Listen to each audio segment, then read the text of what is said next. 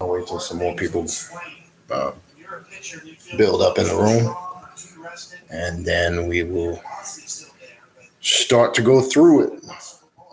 Again, kind of a continuation of what we were talking about. So what I'm want to try to establish over the next couple of videos is specific aspects of left hand practices and principles.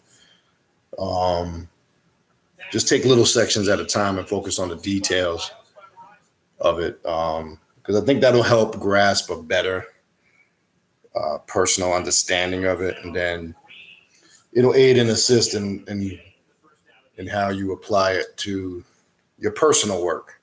Okay. This topic here is the Greek term for what we talk about, self-deification, which we're going to get into shortly. Again, I'm just going to wait for a few more people to come in. But we'll get into that in a minute. No, last night, for those,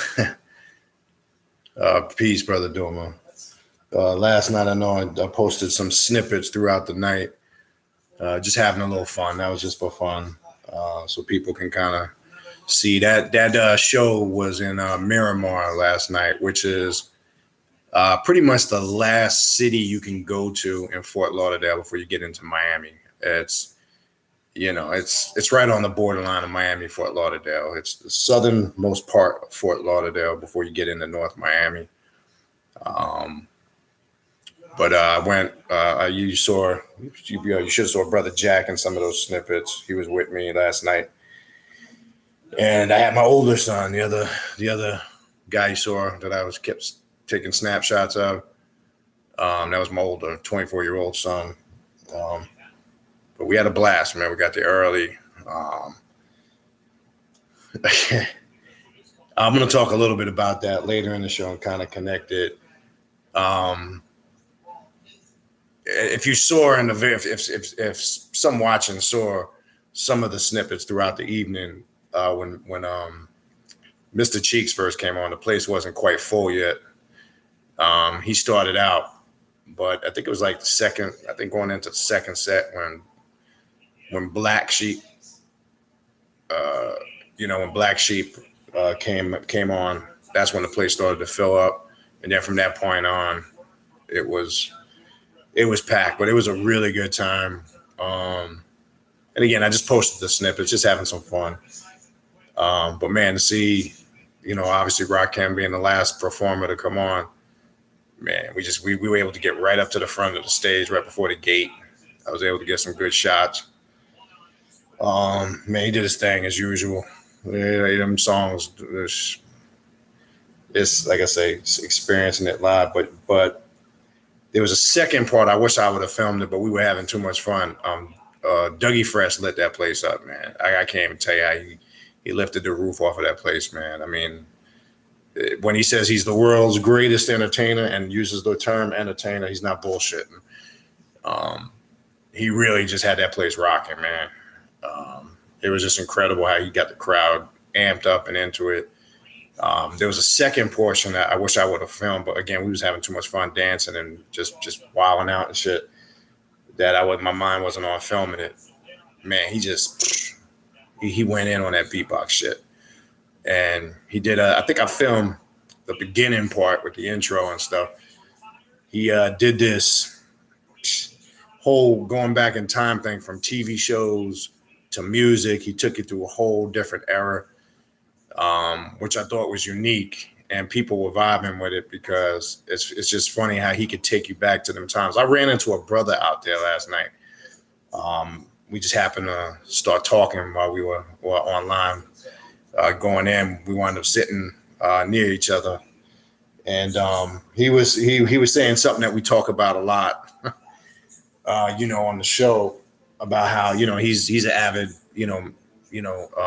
music collector. He was telling me about his collection and all the stuff he listens to and how he's been collecting music since he was a kid. And the list went on and on and on.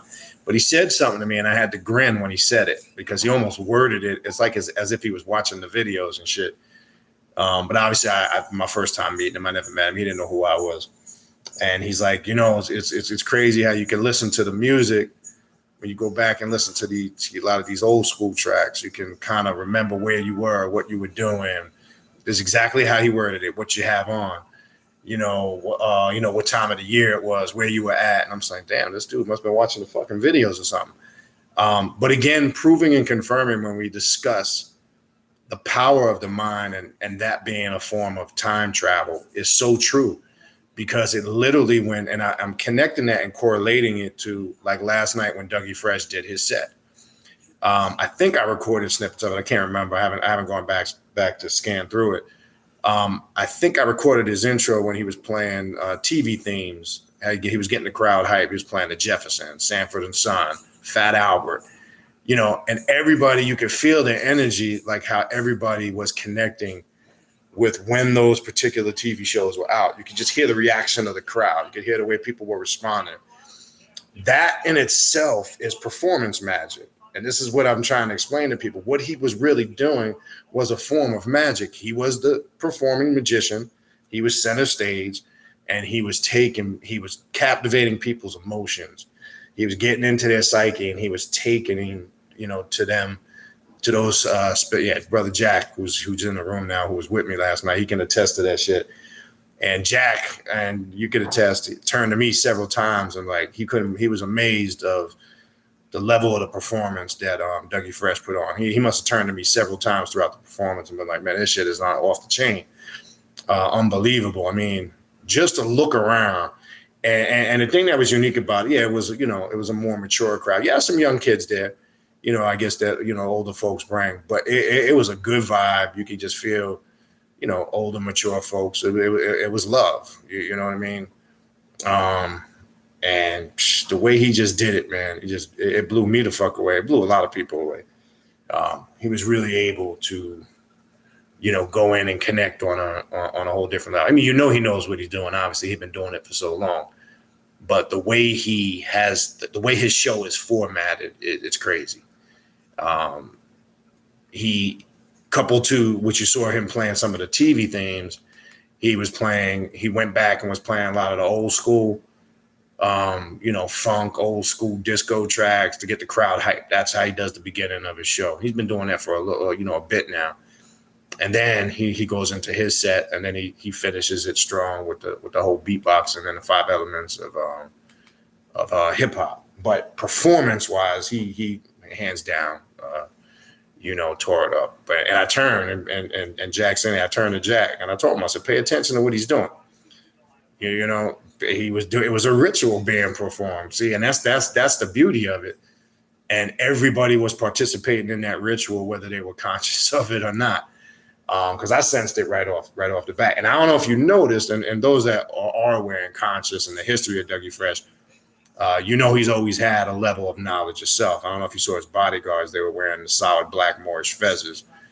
I think I caught a clip of them when he was walking, because he didn't start on the stage; he just appeared in the crowd, which was pretty cool the way he did it. The whole performance was like a magician, like a performing magician.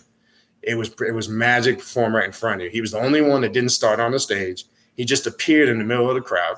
He was wearing all black, you know, and I pay attention to all that shit. So I know, dude has knowledge of self and studying. He had the Moorish bodyguards with him in all black, and they had on the black fezzes. And he just appeared in the crowd and got on the stage, you know, did his thing. It really, if you're an occultist, if you are an adept of the black arts, you looked at that performance from that perspective. Yeah, I know everybody else in the majority is looking at it like, oh, this is just entertaining, this and that. But their minds, their emotions, he had them completely captivated for that whole period he was out there. That's magic in itself.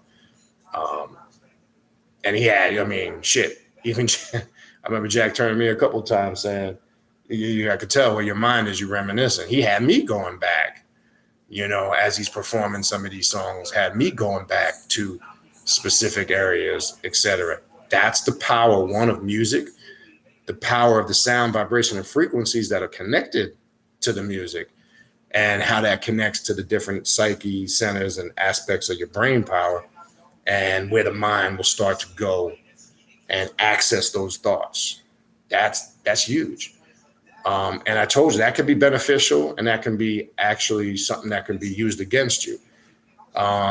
Captivating your emotions, your thoughts, getting you to think a certain way. It can be beneficial and it can be destructive, depending on one, who's doing it, and two, and how it's affecting you and how you're perceiving it and absorbing it. But like I say, over and all, that was probably hands down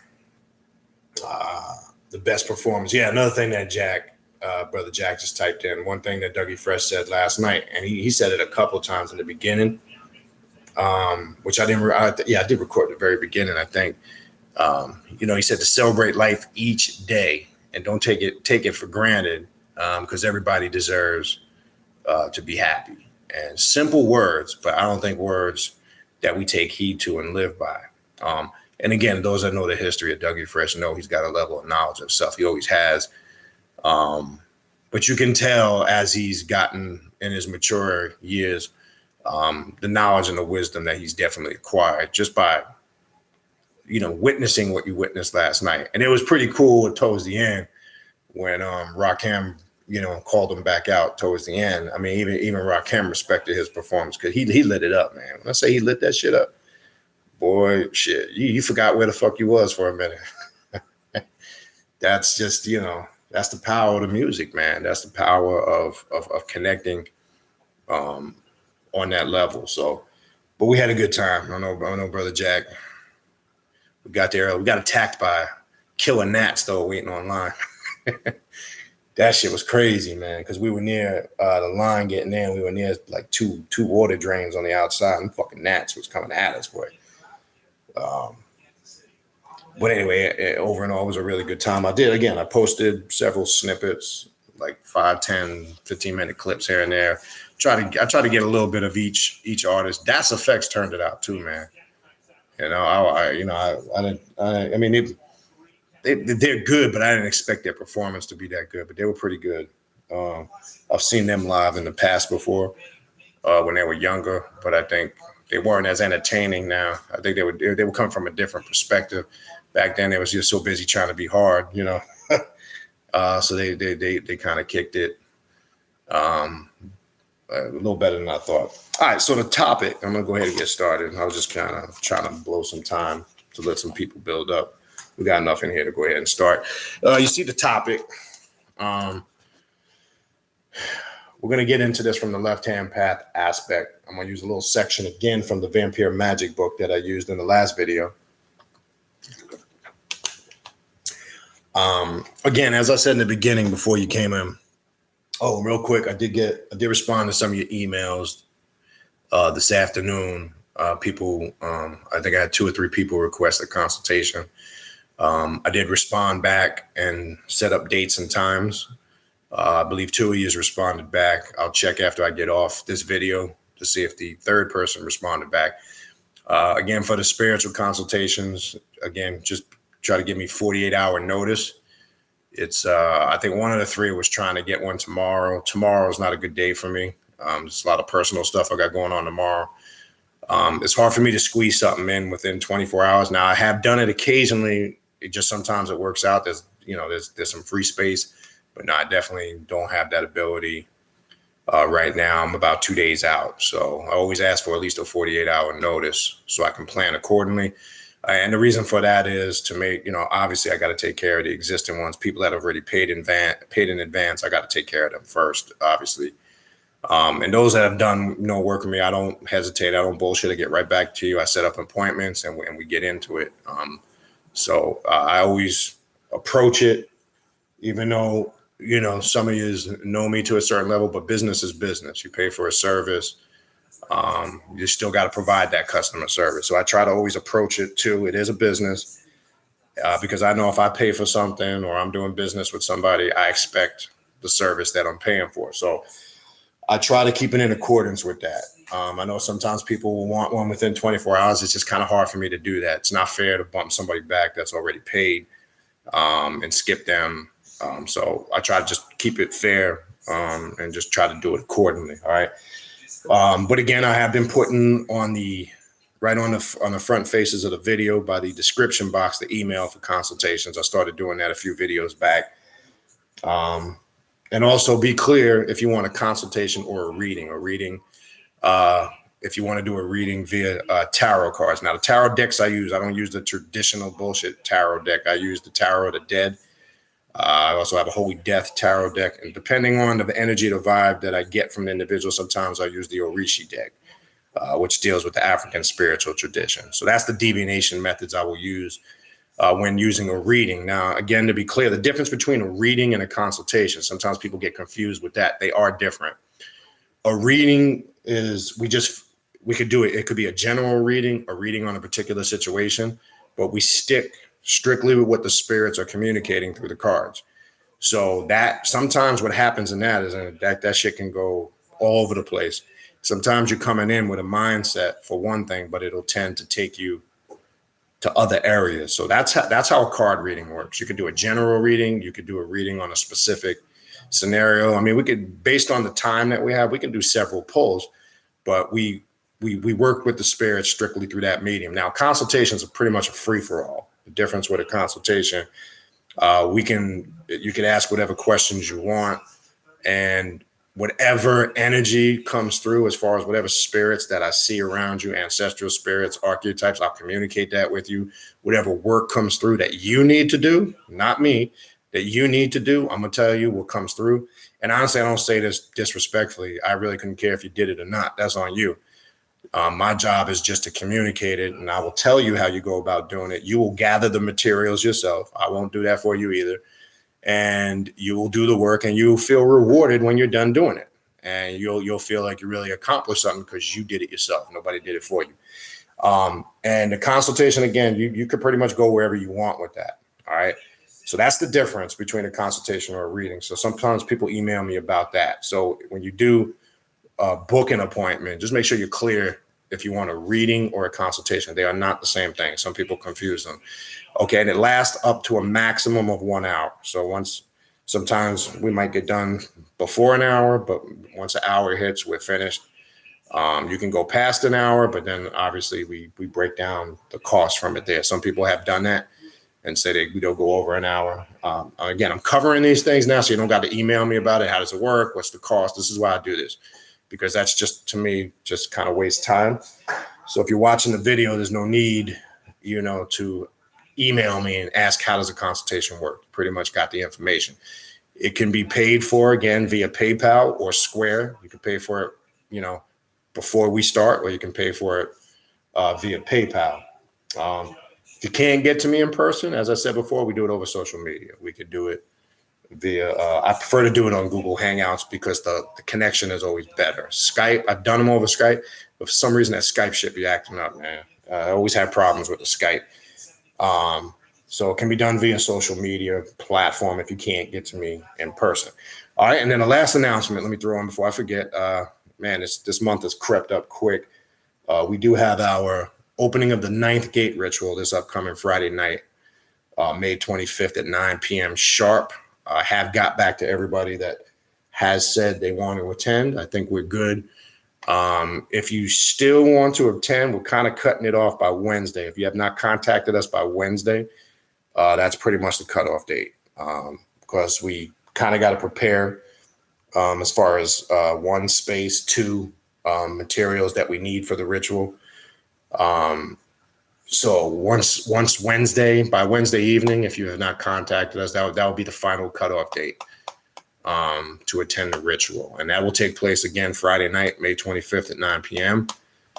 Those that have contacted me via the invite and I responded back, you've gotten the instructions, so please follow them and show up on time. That's the objective. Those that have known coming to pass late, if you know me, I've been known to shut the door and lock people out. And it's not to be an asshole. It's because it's to be on time.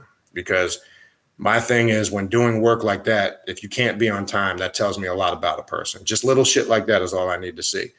And I'm not talking about people that have come late. Yeah, there's people that have come stuck in traffic when we've done them early. That's one thing.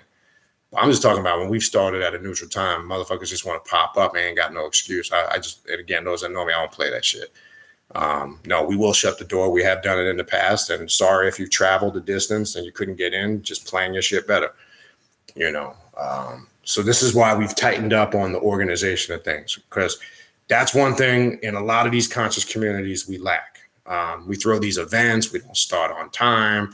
People show up whenever the fuck they want to come. People think that their time is more important and not considering everybody else's time that's there. So those, again, that know me, a lot of that comes from going through Masonic lodges. They don't play that shit. They're strictly disciplined. I came up around a lot of brothers that were in military lodges. Okay. And if you've ever been around, or if any brothers that are in watching this video now, have been around brothers that came up in a military Masonic lodge, man, they don't play that shit. And yeah, so I got a lot of that background from that. And sometimes that discipline is needed to get people in a certain mind state, to get people in order. So again, those that work for me, you know, I don't play that shit. So if you can't get on time, don't waste your time. That's basically it. All right. So that pretty much covers all of the announcements. Oh, and the other thing, we will not be on, I'll send, if you're on the text list and the email list, we will not be doing a radio show the next couple of weeks. We won't be doing one this week because we have the ritual on Friday. So there will not be a radio show Thursday. We will also skip the following week and get back on the air on the first week in June. Again, due to the ritual and a travel engagement the following week. So there will not be a radio show. We're going to skip an extra weeks. We're going to take another 2 weeks off and get back on in the first Thursday in June. I will send the email out. If you are on the list, you'll get it automatically. If you're on my personal text list that I have a group of people, you'll get it via the text, etc. So just make sure you're conscious of that. No radio show the next two Thursdays. All right. Let's see who we got in the room. Yeah, I got to put the old man glasses on in a minute. I know I got my boy Jack here, who we had a blast with last night. Peace to Brother Doom. Peace to Chi. K. Edwards, Straight Panther, Brother Phil, out in Southern Cal, Alchemista. In my hometown of Forest Hill, well, in Queens, my hometown, not Forest Hill, but originally from Cali. Spiral of Sound. Oh, so yeah, what's up with everybody from Cali up in here, man? Cali's invading the chat room tonight. West Coast is taking over tonight, huh? All right, if anybody else comes in and I miss you, I'll acknowledge you later. All right. So, Arkansas. Okay, so we got somebody from kind of South Midwestern. So we got diverse. Again, the snippets I was talking about from the show, you might have seen them. I posted them. So you can go, the stuff I was talking about with Dougie Fresh, Rock Camp, you can see all that stuff posted. We snapped. I wish I could have snapped more, but we were just having too much fun. We was just chilling last night, man. And we didn't get into it pretty late. All right, so what we got going on here? All right, so we're going to talk about apotheosis, which is just a Greek word, right? We're going to talk about what that is, how it works on the left-hand path. How do we apply it as adepts, magicians, occultists, left-hand path practitioners? What does it mean? What's the origin of it? I'm going to use, I recommend you get this book if you do not have it. I used it on the last video, Vampire Magic by Father Sebastian. There's a section in here on this. If you do have the book, I'm going to go into chapter 3. So if you have it, you can pull it out and kind of follow along with me if you do have it. Not sure what that equates to page number. Again, on the digital version, it's in the hard copy. I'm going to start on page 126. If you do have the digital version and you're following along, just go to your index and find chapter 3. Because again, I know sometimes the digital formats don't follow page-wise along with the hard copy formats. All right. Wow. All right. So we're going to start on page 126. One question has long been used to test amongst vampire seekers wishing to distinguish between genuine potentials and curious mortals. This question is simply, do you wish to be immortal without fail? This mortal minded will respond in the negative. They may offer a number of justifications for their response, ranging from, I couldn't stand to see my friends and family die, I would get bored, to even death is a natural process. However, the subtext behind all the answers is the same. The mortal-minded worship death and simply and do not have the capacity to conceive of, much less embrace the possibility of immortality. Like sheep, they would rather meekly go gentle into that good night and dare merely to hope that an omnipotent deity might grant them a semblance of continued existence according to their religious beliefs. Some mundanes will even confess that they have no wish for an afterlife. They want only to cease existing in their current state or to be reborn as a completely different person through reincarnation. The true vampire always strives for personal immortality of the self. They align themselves with divinity, or noumena from the Latin. The true vampire is the god or goddess of their personal reality. I hope we caught that. Let me read that part again. The true vampire is the god or goddess of their personal reality. I remember, if you remember on the last video, I was talking about the concept of God and goddess and being a deity. Okay, we have to make sure the mind has completely removed the false delusions, illusions, and concepts of the monotheistic explanation and definition of a deity that they forced upon us. This spook mystery God, that's not a reality, that doesn't exist, right? We don't deal with that because that keeps us in an indoctrinated slave mentality. We, like I said, you can't sit around and wait for a spook or mystery God to bring you food, to pay your mortgage, to pay your bills, to take care of your family, to provide shelter and housing, right? That's just not a reality. Now, contrary to belief of people who are caught up in belief, who give credence to the successes that they set out forth to do because the image and likeness of the creator is within them. Even according to the religious books of the Bible, Genesis clearly tells them that the image and likeness of God is within them. That's what gives the individual their godlike qualities. But they still attribute it to some spook force that exists outside themselves when they were the ones that actually did the work. But these same individuals, when tragedy, destruction, death, negativity, horrors, atrocities occur, they don't give the same credit to the same God. Because, and I've always likened this to when a tragedy happens. You see it all the time. It could be a mass, lately in the news with a mass shooting, a mass murder, a plane crash. And they interview survivors, right? And the survivors will always say, thank God I made it out alive, right? But that is the same God that killed the people that didn't make it out alive. And nobody looks at it in that regards. I bring that up only in the sense not to just go back and forth, to show you that all things are connected. They all come from the same source. It's all the same energy, different varying degrees of vibration of it. We as mortals are the ones that separate it and perceive it as good and bad. That's why I bring that up. It's so funny. It's the same thing with athletes. Athletes will say stupid shit when they win, or a boxer will knock somebody out cold and say, I mean, even they say dumbass shit like, I give thanks and praise to my Lord and Savior, Jesus Christ. And they just knock somebody out cold. But you never hear them say that when they get their ass kicked or they lose, right? They never say, oh, glory to God for getting my ass kicked.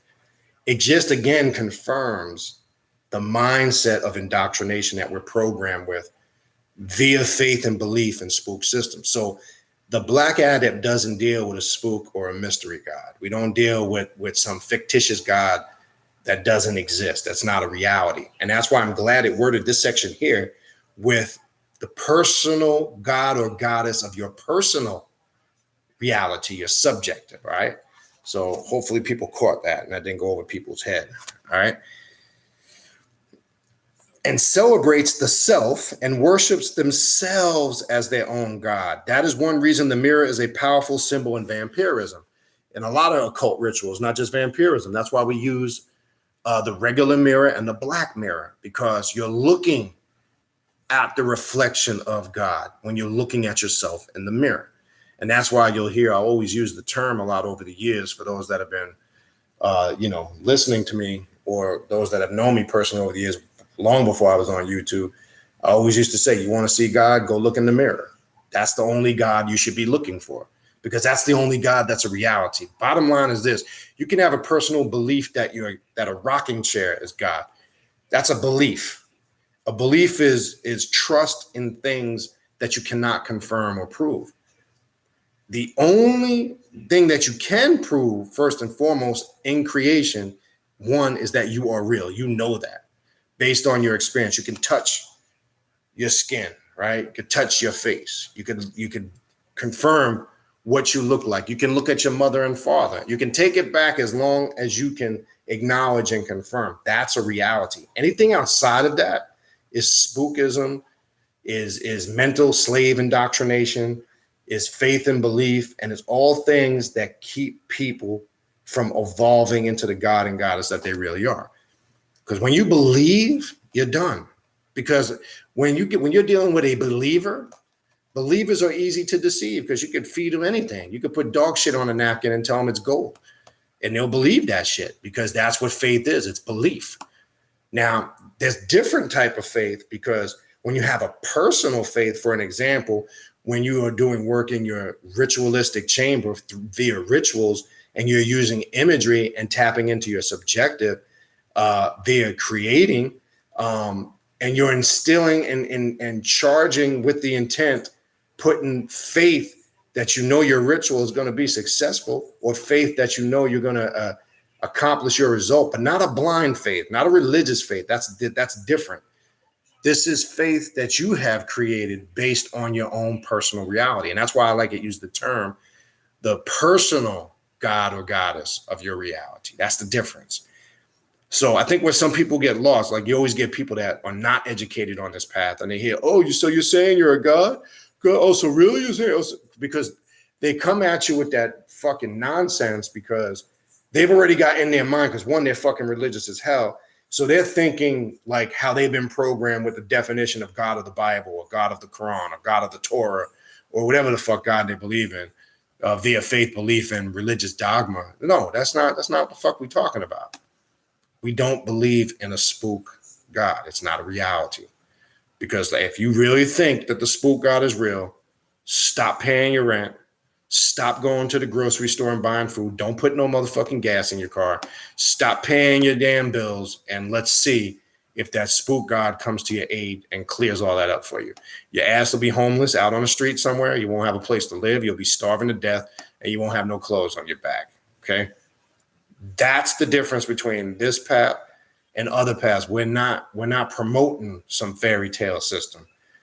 We say from day one, a path of self-mastery.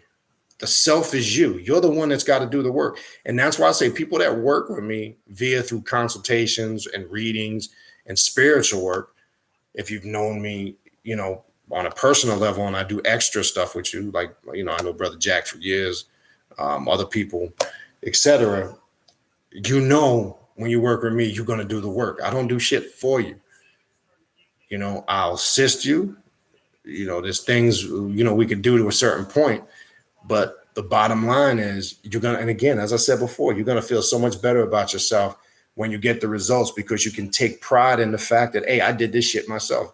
I'm going to tell you this straight up. And I'm telling you this from experience. I've been dealt with it all, and been through all of these gurus and elders and madrinas and padrinos and babalawos and all these mystics. That can only do so much for you. It's great. But what they do is they make you a slave, because then you need to do this. Oh, now that you did that, now you got to do this. Then you need to do this. It's an on and on and on continuation of slavery.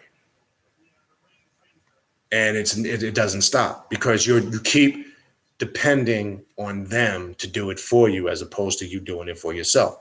So when you become dependent on something other than yourself, that individual or that thing becomes God over you, because you now have surrendered your divinity to something that you've given power and control to. That's the difference. And that's why a lot of those things don't work.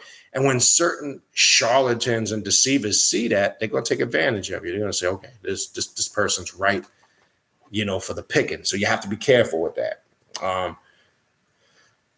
Like I said, it's more rewarding when you do the work, you put it together for yourself, and you get the results. You feel 100% better about yourself, right?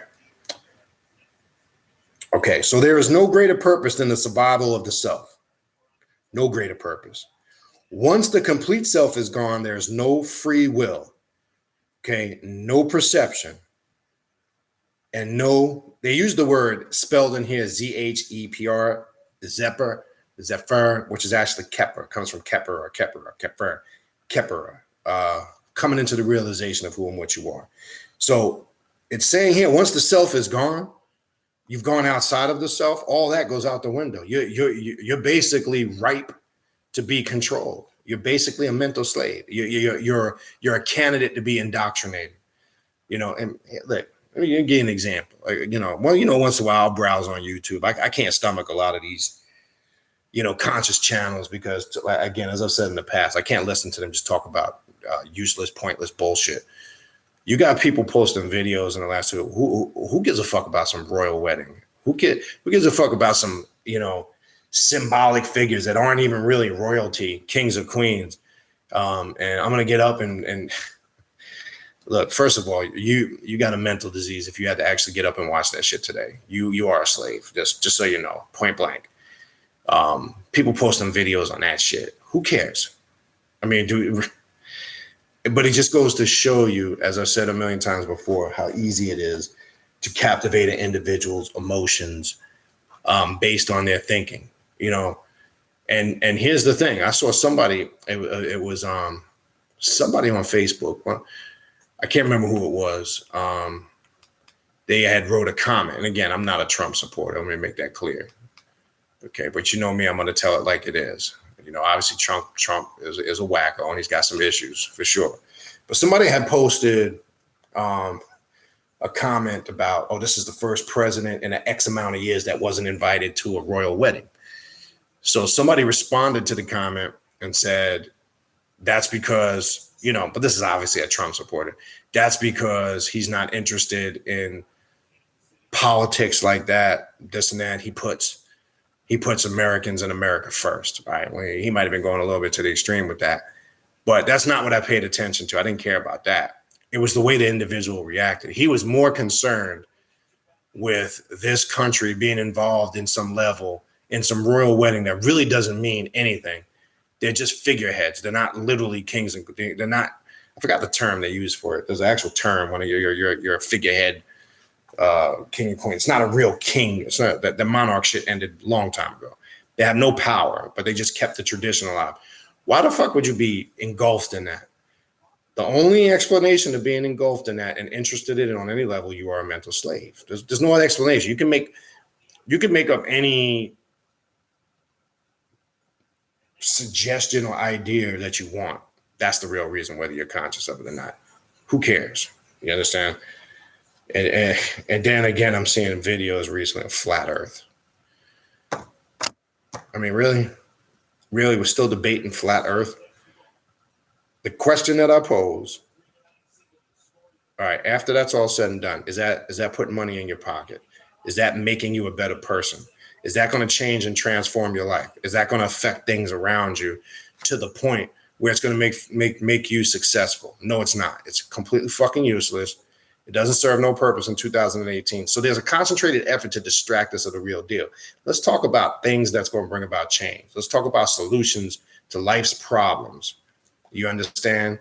Let's talk about how we can make things better for us first and foremost, because you can't help nobody if you can't help yourself. That's the other thing. There's these false dogmas of unity out there. Let's all unite. Right. Well, you can't unite people if the individual ain't right themselves. That's a huge problem. So there's this false, dogma of, oh, we all need to come together. You hear this unity shit all the time, but it's nothing but separation, right? On a subliminal level. And I've explained this before. The reason why you get a lot of folks together from different backgrounds, ethnically and spiritually, is because we are tribal people. And it's yeah, thank you for the term. You're right.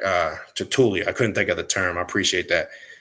That's what the king and queen thing is. It's who cares? We got other things to worry about. Because bottom line is, after that, we still gonna walk outside. Drugs are still running rampant. We still got kids getting shot in school. Just had another one recently in the last day or two. And this is not stopping. Don't fool yourself. This is not stopping. It's gonna continue. What are we doing to address it? Right. And look, let's keep it real. This is not, it used to be where when this first started, when you go back to the Columbine thing, it's kind of when not that was the first one that ever happened, but this is when things started to escalate. It used to be we were only seeing this with white kids. We're seeing this now with Latino kids getting involved, Black kids getting involved to a certain extent.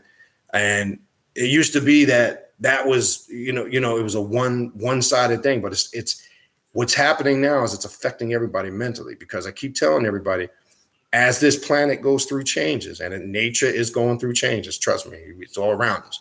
We see what's going on in Hawaii. We see what's been going on in this country. We see the weather still in the Northeast. It's still not right, because we're almost approaching the first day of summer, which is 2 days from now, and it's still in the 50s. It's still 50 something degrees when it hits nighttime. It's not even barely reaching the 70s. It's high 60s. It might hit the low 70s barely. And it's still damp, wet in the 50s. And that's not normal for this time of year. I mean, yeah, sometimes if you've grown up there, sometimes the winters can extend into mid-April, that will happen, but they don't really go this long. It's, again, you're seeing the signs of nature going through changes. When people ain't changing with nature, again, as I said before, kind of fights them off. And the planet, as I said before, is sick. And it's just like when you get a flu, your body builds up with a sickness, you fight it off. This is what's going on. But also what happens is, as the planet is changing and people's minds aren't in sync, crazy shit starts to happen.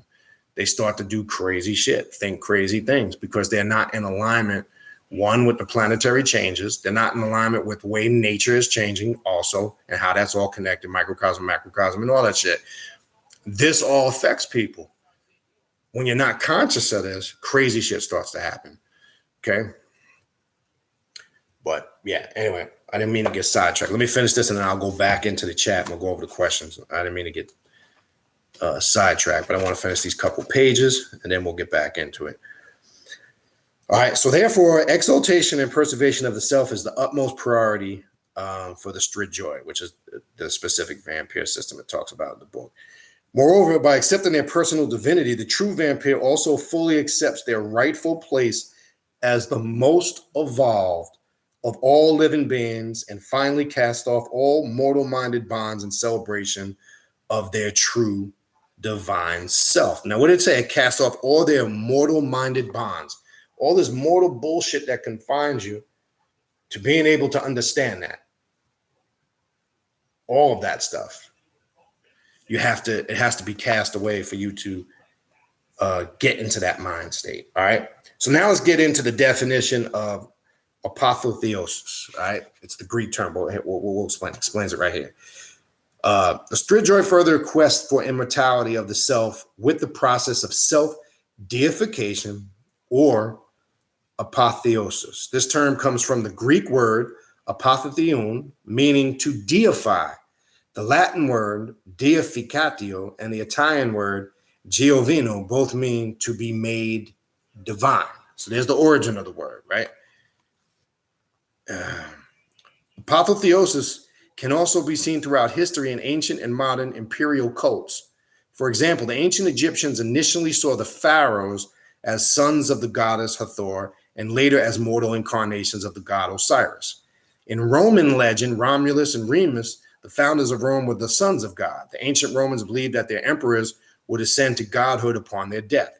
Even during their lifetime, they were often worshipped as divine by their subjects and became the centerpiece of state religions. During the Middle Ages in Europe, kings were believed to be ruled by divine right. They were supposedly chosen by God and therefore were God's representatives on earth, kind of like your Pope today. You understand?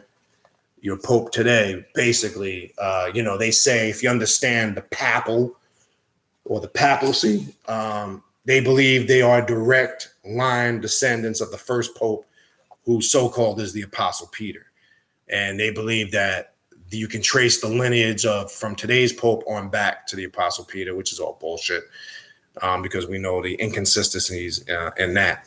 And they say, kind of like it just defined here, the Pope is God's representative on earth. See, again, all tactics to control your mind, to get you in that structure and system of control.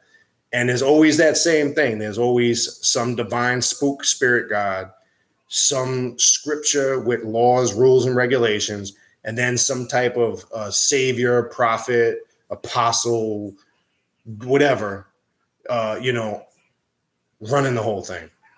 You understand?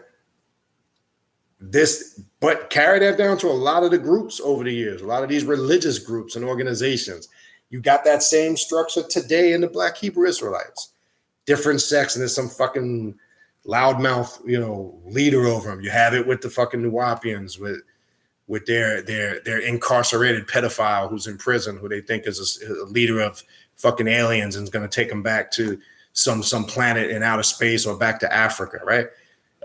All these organizations and dogmas that enforce mind control and mental indoctrination use the same tactic. Again, spook mystery God, and always know that the prophet, apostle, leader, or guru, they're the only one that speak to these aliens / spook gods. And then there's some message they have, and there's some book that they bring. And then there's the sheeple, not the people. There's the sheeple, which are the individuals that follow these groups and organizations, and they're preyed upon. They are the ones that are put into mental slavery and are controlled for a multitude of reasons. So that same motif that's used in religion is the blueprint that is still used this day. And all you got to do is look at the infrastructure of the Catholic Church, right? It started there.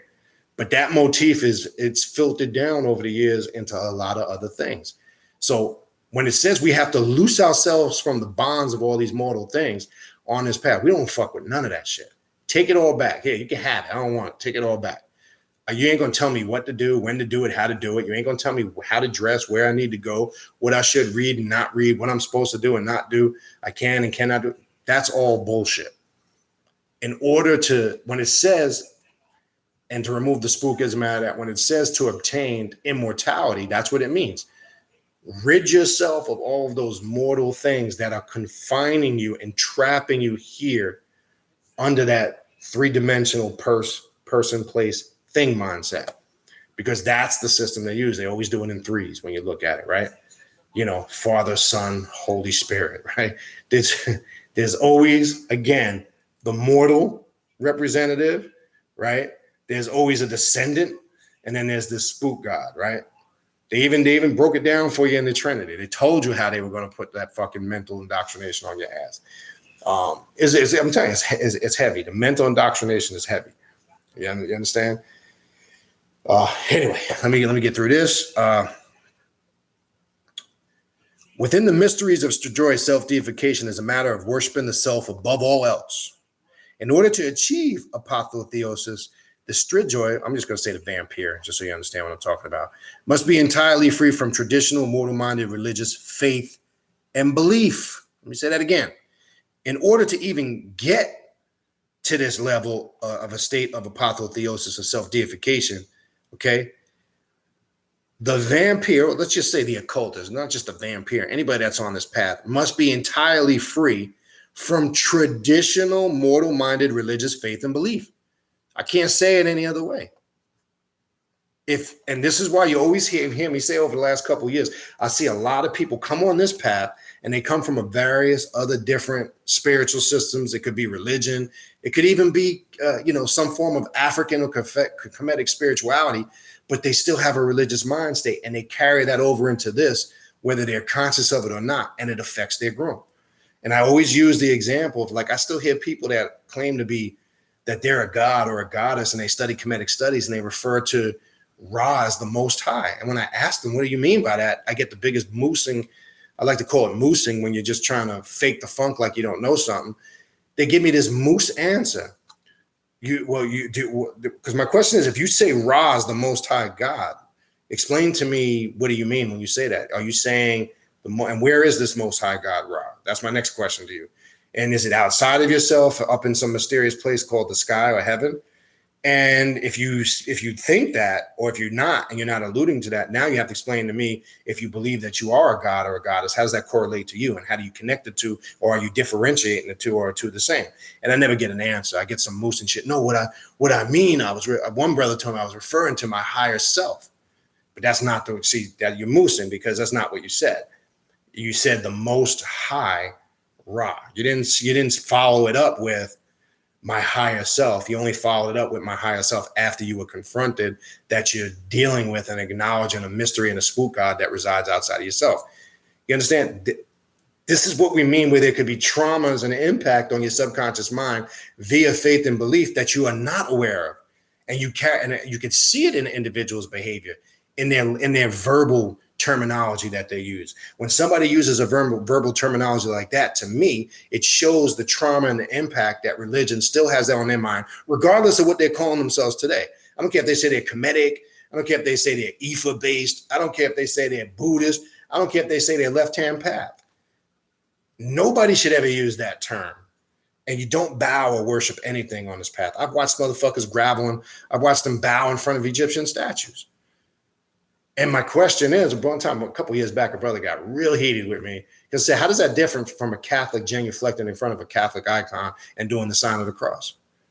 It's not the same thing. How is it not the same thing?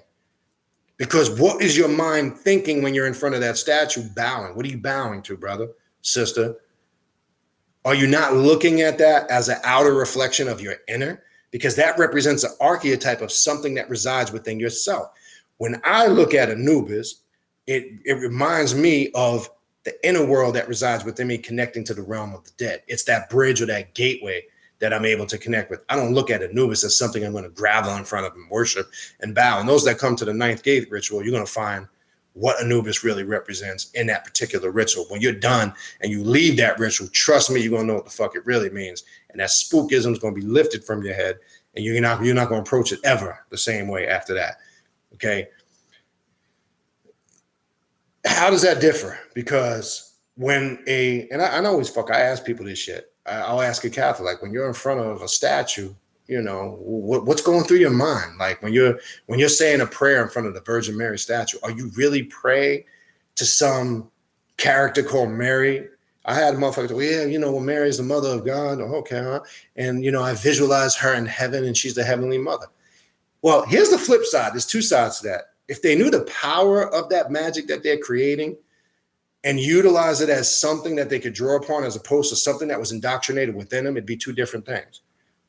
You understand? But they're looking at it solely as some external force that's going to assist and aid them outside themselves. It's just not going to happen. Now, correlate that to somebody, and I've watched motherfuckers do this in the monster shit in front of Osiris statues. What the fuck is that? What are you bowing to? Namaste means I bow to the divinity within, right? That's something we did to each other. We didn't do it into statues. We would greet each other like that. We wouldn't touch each other. Now I know it's a traditional thing here. You give each other pounds. We hug each other. It's not what we did. We always used to approach each other as divine individuals. And that's why you see in a lot of the Oriental cultures, they bow to each other, right? You don't think of the Asian cultures. They don't pound each other and hug each other and touch each other, right? Namaste is symbolic of the divinity within an individual. When we did that to each other, because you see, when you look at some of the statues of the pharaohs that always stand like this, it represented divinity. And that's why you see them in that pose. You understand?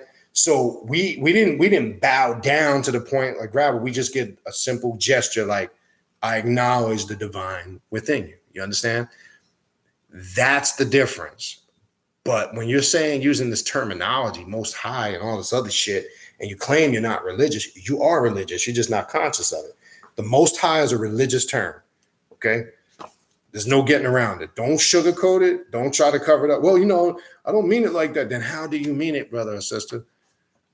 Explain to us. If that's not religious, explain. And well, my higher self. Well, what do you mean your higher self? Because the higher self, when I take it back in the etymological languages, when I go from the Greek on back, it's daemon, Daemon.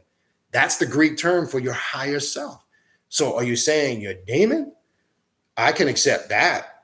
So now when you confront him on that, and let me tell you, when I did this a few years ago, I was just in a mood where I just wanted to fuck with this person. I had this dude's head so fucked up when I was done talking to him because he was arrogant, number one. And number two, he thought he knew what the fuck he was talking about. 3, he pissed me off only because he came with the intent deceptive because his arrogance led him to believe that he knew something and he felt like he was going to pull a fast one. That's when you get your ass chopped up all the time. When you approach a scenario, if you're not sincere and you want to learn, like I can go amongst a group of people, and even if it's something, quote unquote, what I might think is beneath my caliber of information or knowledge, I could still learn something. And I can just keep my mouth quiet and humble myself and learn something. But when you always get that ignoramus because they read a few books, they just read some book on Egypt or some shit and they think they know something now. You can't tell them shit. They read the book front to back. Now they're a fucking scholar. Or they watched Dr. Phil Valentine video, and you can't tell them shit because they watched the whole video. So I'll just let them blab their mouth and shit and make a fool of themselves. You understand? And then all you got to do is listen. Like I say, there's a difference between listening and hearing. Know the difference between the two. When somebody talks, I'm not just hearing them, I'm listening to them. And I'm the type of individual, when you come on that level, I'll sit there and I'll keep quiet. You could talk for 20, 30 minutes. I won't say a word, but I'm registering every goddamn thing you're saying. And I'll make sure you can't backtrack on what you said. And then I'll revisit everything you said. See, that's how you build. But I'll make sure you finish. And those that have built me say, okay, you finished? I'll make sure you're done. You done? Okay, you're not? Go ahead, continue. And I'll make sure you get it all out. And then once it's all out, you can't retract anything that you said. And then we'll go dissect it and we'll pull it apart piece by piece. You understand? And I'll take notes of it. And I'll say, okay, well, you said blah, blah, blah, this and that. See, people don't want to deal with things on that level. That's how you remove all those mortal binds of faith and belief. And as it just said in that statement, how it's keeping people confounded. Until you can eliminate all that from yourself, it's hard to obtain the state of apotheosis, right? Then it goes on to say, where did I leave off here? Okay, what am I?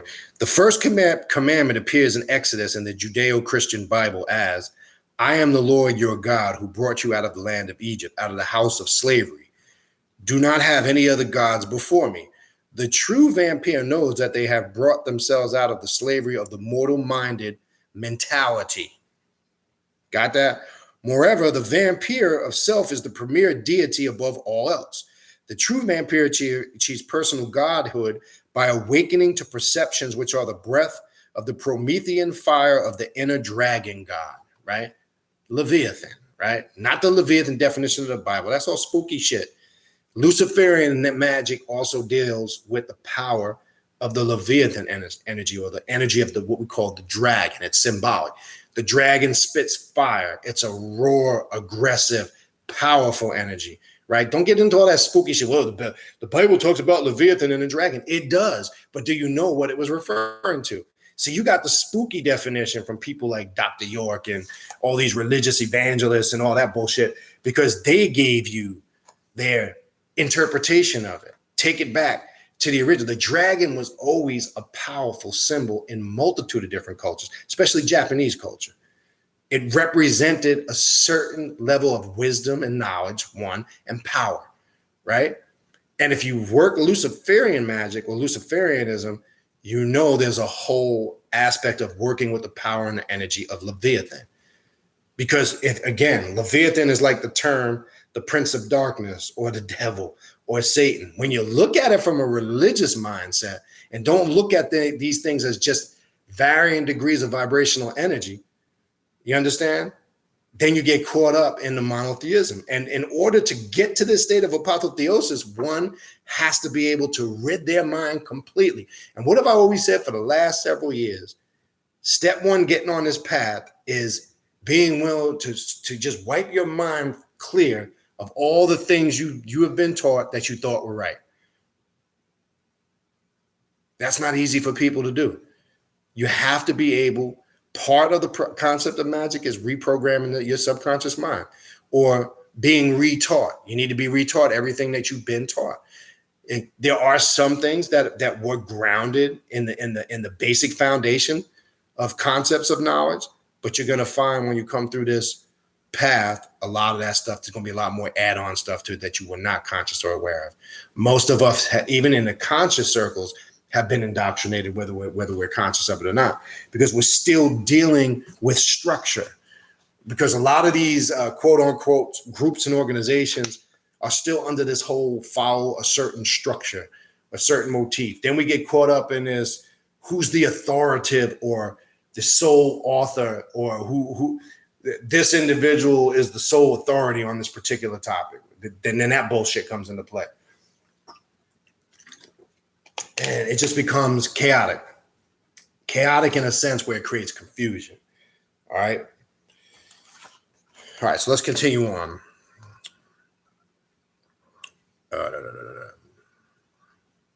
Then it goes on to say, the true vampire achieves personal godhood by awakening to perceptions which are the breath. Oh, I said this right. I'm sorry.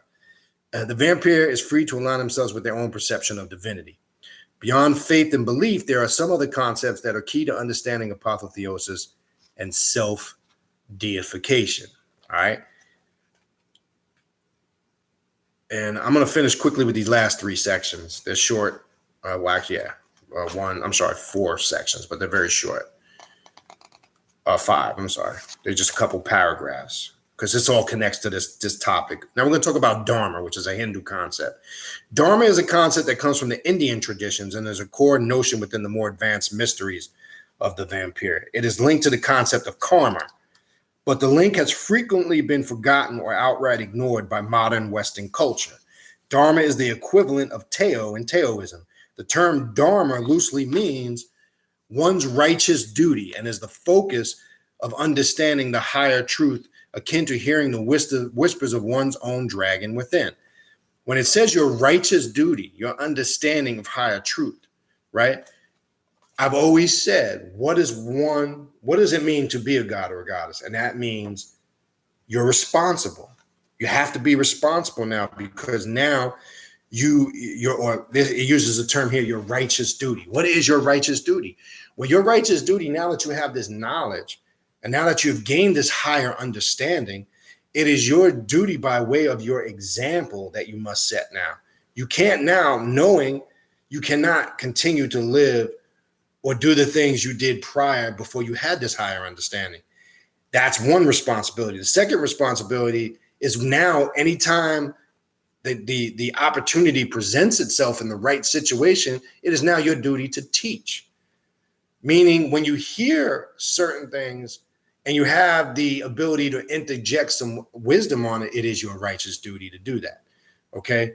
Because if an individual has this knowledge and just keeps it for selfish purposes and is not sharing this knowledge to teach, not convert or force people to accept things the way you do. That's not what I'm talking about. That's more religious endogment bullshit, because you can't convert nobody to do shit. So regardless, you might say, yeah, well, I build with that brother or sister and I brought them into the knowledge and the information. Right? No, you influence them. Where they came into the information, where they made a conscious decision and said, today is the day I'm going to actually change. Not saying you didn't influence them, but you didn't make them do anything. Nobody's going to do anything unless they want to do it for themselves. So don't fool yourself. You don't convert nobody. You didn't bring nobody into shit. Because I always tell people that I've across the years, I say, man, I appreciate you, blah, blah, blah, because you brought me in. No. I didn't bring you into shit. You brought yourself into it. I just was able to shed some information and have an influence on you. Now, if you want to say that influence assisted in that decision, I got no problem with that. But we as individuals can't get all up in our egos. Oh, look, see, look what I did. No, you didn't do nothing. You did your righteous duty. That's what you did. That's it. You understand? So that's the difference of understanding what does it mean in correlation to being a god or a goddess as opposed to just saying it, right? Those vampires who choose not to embrace and listen to the higher self are simply subject to the self-imposed limitations and curse of the caste and will never achieve personal self-aware immortality. Caste is a term, again, being mentally confounded, being mentally controlled. We're basically talking about the same thing, but through the Dravidian / Hindu pantheon. But we're using the Dharma aspect of it just so you can kind of understand it. All right. Dharma is the profound purpose and is first expressed within the current as one's calling to the mysteries. One example is that for some vampires, being true is responding to and mastering and calling a specific current of the Trinity. In most general terms, Dharma is simply understanding and accepting one's purpose. In mundane sense, following your Dharma is the quest to understand your own life path and purpose. One example in the Western esoteric studies is Aleister Crowley's concept of the true will, upon which he elaborated in the novel Diary of a Drug Fiend. And other writings, Crowley believed that every person has a genuine calling in their life and that it should be everyone's ultimate purpose to discover and follow their true will. A life lived without the realization of one's true will is, according to Crowley, a life full of quiet desperation, anomie, and apathy. Those who have not discerned their true will often despairingly turn to self-destructive activities and habits. We see this all the time. They are not true to their own nature and thus not true vampires. Obviously, the majority of the mortal-minded never succeed in discovering or following their true will. Part of Kepera is the search for one's true purpose and therefore one's true divine self. Karma is often, and this could be a whole subject on itself. We're just going to run through this briefly. I'm not going to get into that too much right now. Karma is often also misunderstood in Western culture and is sometimes rather misinformed, embraced, and redefined by many New Age philosophies. The vampire understanding of karma is more akin to the original Hindu concept than the threefold law of the Wiccans, which ignores dharma. Deleterious or negative karma results from not realizing or adhering to your dharma. For the Strigoi, a prime example of negative karma is denying one's natural potential. So don't look at karma in the sense of doing something and something just bad's going to come back on you. Yes, the decisions you make will reflect energy that comes back. But that would also tie into not tapping into your true potential, your true, your nature, what you were destined to be, or exercising your true will. This is talking, it uses the term here, one's natural potential. When one doesn't use their natural potential, this is how karma affects them. So we want to remove the religious bullshit out of it. And that's how it ties into dharma. You see sometimes people link karma and dharma together. Do you understand, your karma and your dharma and all that? Your dharma, your what is your path, your true, what you should be doing in life, etc. That potential of that path could affect the type of karma, if you do not accept it or not, that is reciprocated back upon you. That's the correct way to look at it, as opposed to, oh my God, something bad is going to happen because I did it. No, that's not what it means. So let's get rid of that concept, all right? Some who are of the current nevertheless choose not to embrace their true nature due to fear, lack of will, or other reasons of their own, ignoring their potential. These individuals cling to their mortal-minded perspectives and truly do not have the endurance for the path of immortality, or a polite way of saying this shit ain't for everybody. And I keep telling people that. Some people come on this at first and think this is for them. And then as they go through the path and they say, holy shit, I didn't realize I had to do all this work. I didn't realize it was this tough. What the fuck did you think it was? You thought it was one of the previous Mickey Mouse clubs that you belong to, that you just sign up, pay for your membership, get in, say I'm a member, and poof, everything, you did some magical ritual and everything is fixed. If that's what you thought, this shit ain't for you. Your ass will do some work. Your mind will be tested to its full capacity. You will face every challenge, every fear, anything that you've been avoiding in your entire life, you will face it on this path. And if it's for you, you will conquer it and be victorious, and you will continue to move on and evolve. And then once you get past that, everything after that, you will be equipped with the tools to deal with whatever aspect of a PEP comes to you from that point on. PEP, chaos. And when the chaos comes, you are now equipped with the weaponry to make order out of the chaos. You don't get consumed by the chaos. The mortal individual gets consumed by the chaos. They don't know how to make order out of it. They don't embrace the chaos. What does it mean when it says to embrace your chaos, right, on this path? I embrace the chaos. When I see it coming over the horizon, when I see a pep coming, I give a pep a big kiss on the mouth and tell him, fuck you. You understand? And then you destroy it, master it. And when that chaos dissipates, I wait for a pep to come back again. And I see in a pep, and I thank a pep when I would do work with a pep, because a pep brings the divinity out of me. Those challenges and those obstacles and that chaos that a pep keeps bringing. Like I said, remember I said on a few videos back, when does a pep come and attack the mind? Always in the wee hours of the night when you're trying to go to sleep. What do I mean by that? There's many times you can count on your hands, on your toes, etc. How many times did you lay up night stressed out worrying about how you're going to pay bills, how you're going to do this, how you're going to get that done? I got to do this tomorrow at work. I got to get this done by this date. How am I going to do all this? That's when the spirit of a pep attacks the subconscious mind. It always comes the same time when you read in the stories of when Ra used to try to keep it at bay between midnight and sunrise, right? Well, a pep always manifests in you during the same hours in your spirit.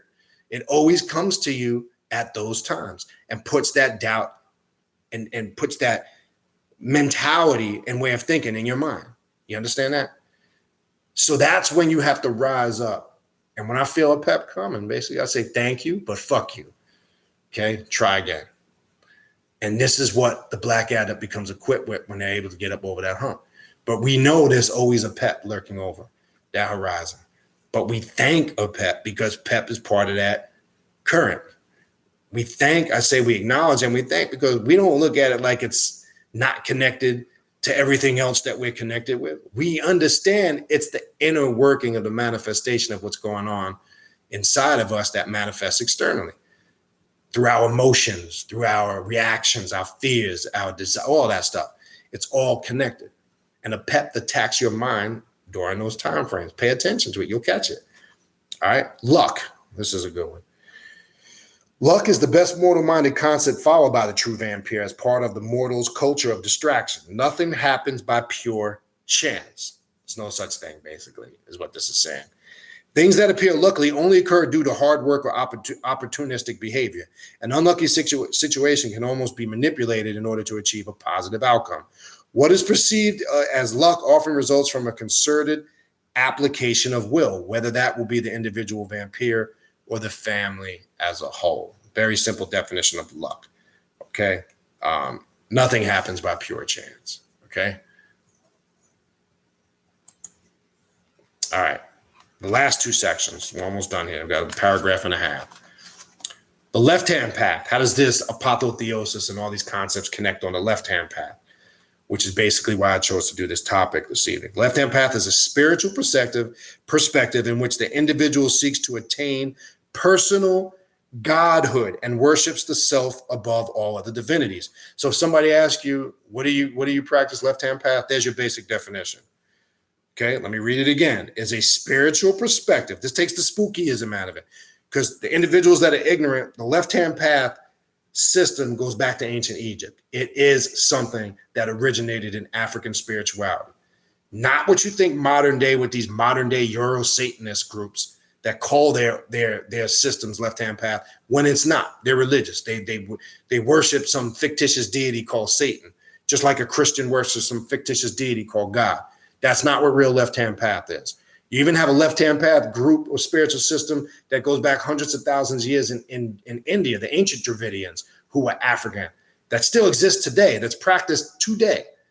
You understand? That's the left-hand path that we are talking about here. That's the left-hand path that's being described in this definition, all right? It is a spiritual perspective in which the individual seeks to obtain personal godhood and worships the self above all other divinities. All other divinities. That's why now when I was going on that whole build on when somebody refers to the Most High, doesn't exist if you're on this path. If you say you're a left-hand path practitioner, you are the Most High.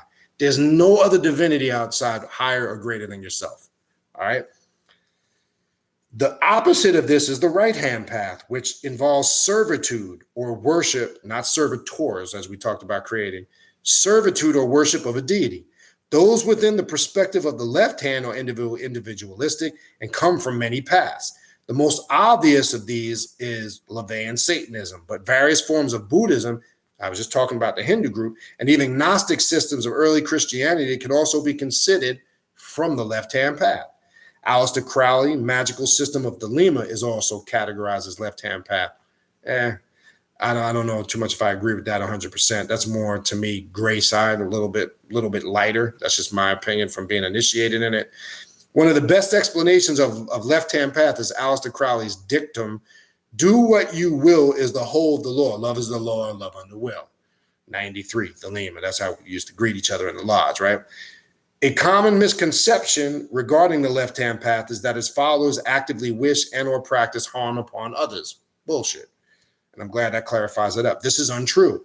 Many practitioners of left-hand path-based magic choose to perform healings and beneficial workings for others and may engage with humanistic causes in their day sides. And that's so true.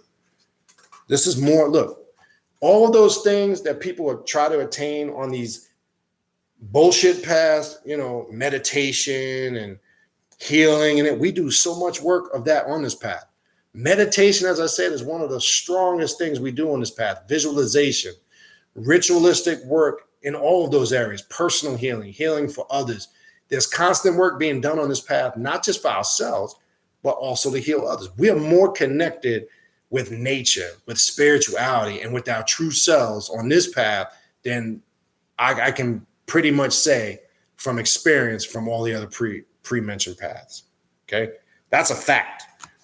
And the last section, summarization, short paragraph. For the Moroi, these varied individuals have the potential to become distractions from the path of Kippur and apotheosis. The true vampire focuses on their own personal evolution and divinity of the self and does not become pulled into the drama that abounds amongst vampire-obsessed mundanes. The Moroi should strive to see these individuals for what they are, sources of prana, absorption of energy, and amusement of the vampire, and no more. Okay? All right, that completes that section. So hopefully that gives you a general understanding of this term, apotheosis, or self-divinity, right? That's just the Greek term. All right, so I'm going to go back up now to the beginning of the chat, and I'm going to go through some of your questions. I will skip the personal conversation that you've been having amongst each other. I'm going to skip that. All right, so Brother Jack was typing in earlier about the show we went to last night, and I know some people were in the room earlier. I was kind of talking about it. The only thing I want to revisit with that was the performance that Dougie Fresh put on last night was off the fucking chain. Again, I said earlier, and I'm going to repeat it again briefly for those that may have not been in the room earlier. He literally was doing performance magic. First of all, you had to look at all the symbolicism. He was wearing all black.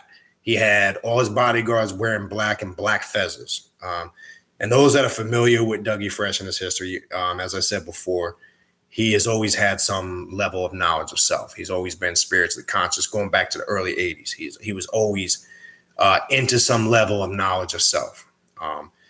He was the only performer that just appeared in the crowd. He didn't start his performance on stage. He was doing performance magic. Got up to the stage, and what he did in his intro was so unique. He used a bunch of different TV show themes and old school music jams. He took people, he time traveled with people for about 10 to 15 minutes. And the energy, you could feel the energy shift in the crowd as he was doing this, because when he was playing theme songs from the Jeffersons, Sanford and Son, Fat Albert, you could just hear everybody's mental shift by the response of the crowd and how he was taking, and he was telling a story as he was doing it. It was a ritual going on, whether you were aware of it or not. Now, us who are conscious, and again, Jack, who I believe is still in the room, he turned to me several times and he said, man, this is fucking unbelievable what he's doing. I told him, I said, pay attention to what he's doing. You see what he's doing. He had that crowd in the palm of his hands. I'm not talking just like a regular entertainer. When he says he's the world's greatest entertainer, and the way he was captivating the minds of people in a good way, not in a way. He was bringing out the power of that divinity within individuals last night, because everybody was literally taken to those points in their life when they first started watching Sanford and Son, The Jeffersons, Good Times. He did that one, which was pretty cool. Fat Albert cartoon. We all can remember the Saturday mornings here. It took you, when I heard the Fat Albert theme, I remember because I used to watch that on Saturday mornings. It came on the same time every Saturday morning in New York on Channel 9. I remember watching it, the specific time, etc. And what he was doing at the same time, whether you were aware of it or not, he was bringing you back to your childhood. And I told you, when you go back to those points of periods of times in your life when you were happy and there was joy, it regenerates your cells and it keeps you younger, not just physically, but mentally and spiritually. So he went through that whole spiel in his introduction, and then he just blew the fucking roof off that place. Then he went into his performance, and, you know, he incorporated the beatbox. I mean, if you've seen him perform live, you know that part. But he blew the roof off that motherfucker, man. It was just incredible. So I want to just throw that back out there if you weren't in the room. But we had a really good time last night out there. And if you've seen some of the clips, I have posted some snippets of the show. I try to capture several minutes of each performer. But, you know, we was having too much fun. I had to turn that shit off. And, you know, we was just dancing and all over the fucking place last night. And some of y'all might have had the first time chance to see my older son. He was in those videos with me last night, in addition to Brother Jack. That was the big, tall, light-skinned dude on the left side with the big-ass fro. That's my older 24-year-old son. So I had him, you know, with me because one thing with him, and I'm grateful, he grew up he's only 24, but he don't listen to any of that new shit. Not because I forced it upon him. It's just a choice he made on his own. He's really into the history of hip hop culture. He listens to a lot of underground stuff, current stuff, and he listens to mostly old school stuff. He's pretty much in that boom bap era of the 90s. That's his favorite era. He listens to like Cellar Dwellers, Diamond D. You know, that's the stuff that he gravitates towards. So I'm just glad that he's not into any of that new shit. And again, I ain't force it upon him. I'm just hoping maybe that I got lucky, something filtered through my DNA through him on that. So, but anyway, yeah, and something again that Jack had typed in earlier, I'm going to repeat.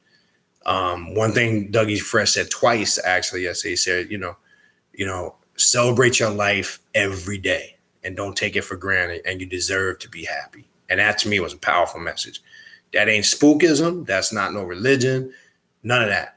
Just a simple phrase to meditate. Focus on that. I get that for everybody. Use that as a visualization in your meditations for the next 7 days. Okay. Celebrate life each day. Don't take it for granted. And remember, you deserve to be happy. That's something I took away from that performance. Shit was off the chain. Like I said, there was a ritual. He did some performance magic last night, whether you were aware of it or not. From the symbolisms of how he came out, how his whole crew was dressed, that all that was for a purpose. And it worked. Trust me when I tell you, it worked. If you were there, I captured some of it on video. You know, I mean, it's not the same. I mean, because, you know, it's not going to capture that same experience, but you can kind of take a peek at it. All right. So let me go on. I'm going to skip some of the basic comments and get to some of the questions. Oh, excuse me. Peace, Sister Mandy. If I didn't greet you when you came in the room, peace, Brother Matthew Watson. Love my fro. Still ain't seen the fro, man. Waiting to see the fro. Peace to Brother Sheldon Scott. Spiral King. Matthew Watson had typed in earlier something we were talking about. True. Statement speaks for itself. I'll just read it again.